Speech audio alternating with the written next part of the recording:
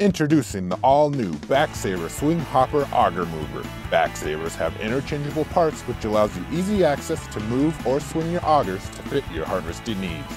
Get yours today at Norwood Sales. Our weed of the week is Palmer Pigweed. It's not water hemp, it's Palmer Pigweed. Now, personally, I still kind of think they're the same thing, but they're both smooth pigweed. They both can put on over 1 million seeds per plant. They both can grow 2 to 4 inches in a day. They are a couple of the worst weeds we've got. But again, our weed of the week is Palmer Pigweed. You know, there's some debate whether Palmer Pigweed is a worse weed problem than tall water hemp or common water hemp. And you know what? I don't really care. Yes, the Palmer Pigweed, it grows faster than what the water hemp does. And there are some researchers that say, well, water hemp will choke out Palmer Pigweed, and others will say Palmer Pigweed will choke out water hemp, and I say, who cares? It doesn't make any difference. Both are horrible weeds, and you use the exact same control methods to control both of these problem weeds. So I don't care, Brad, if you can identify one versus the other. Makes no difference to me. Okay, but you need to get it under control. Yeah, but here's the big problem. We've got both Palmer Pigweed and water hemp that's been found to be Roundup resistant, and those Roundup resistant weeds seem to be spreading further every year, moving further north, moving further west. I know that Roundup can control a lot of the water hemp and Palmer Pigweed out there, but what do we do with these Roundup resistant weeds? Well, why are we spreading so fast? And you look at these plants and they look a lot different. When you look across a field that has Palmer Pigweed in it, you can see there are actually male plants and female plants. And that pollen can actually fly quite a ways. It can fly miles. It can get caught in wind currents and move. So you may say, I don't have any resistant type weeds on my farm.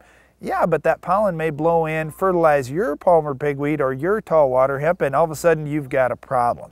So you do need to keep an eye on it. Plus, it has over 1 million seeds per plant. I just heard a goose flying over here making all kinds of noise, and that reminded me that's another way that these weeds will spread is birds can spread them around too. When you put on that many seeds, it's going everywhere. And whether it's your combine or your tillage equipment or birds or just wind, these things are moving. They're moving quickly across the country. Now, when we talk about Palmer Pigweed, it is a spring annual, so it's going to germinate in the spring and get growing. And so when you've got a spring annual, fall treatments, it's really not a big deal that you put a fall treatment out. You can do all your herbicide treatments in the spring. So you do some tillage if you can. That can help you, but you definitely don't have to. You can control this weed in no-till as well. Start out with a good pre-emerge herbicide. But in corn, though, it's not as big a deal. I mean, we want you to put a pre-emerge herbicide down, but we've got rescue options in corn like Impact, Laudis, Callisto, Status, Banvel. I mean, there are a bunch of things you can use post-emerge in corn, but how are you going to stop this thing in soybeans? Well, in soybeans, you start with a pre-emerge. Now, if you're further south, you're going to have to start earlier, or further north, you can start a little bit later. But start with a good pre-emerge herbicide, whether it's something like Valor that's going to be mainly a broadleaf control product,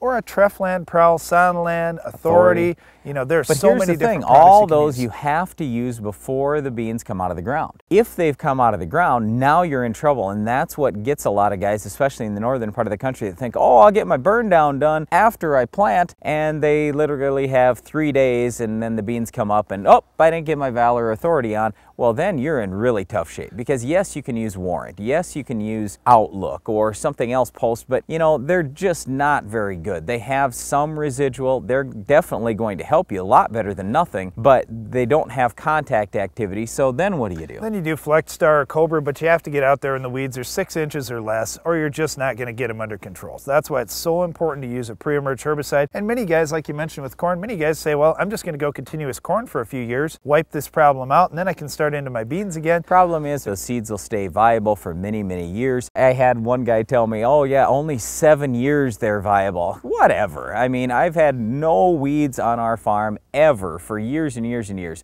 We have one spot of hail or something. All of a sudden, here comes water hemp. Here comes Palmer Pigweed. Don't believe these guys that tell you, well, you just control it for a while and you won't have any more issues. That is absolutely not true. So don't let our weed of the week, Palmer Pigweed, go crazy on your farm. Get it under control this year. That's all the time we have for this week's weed, but there's more Ag PhD to come after this.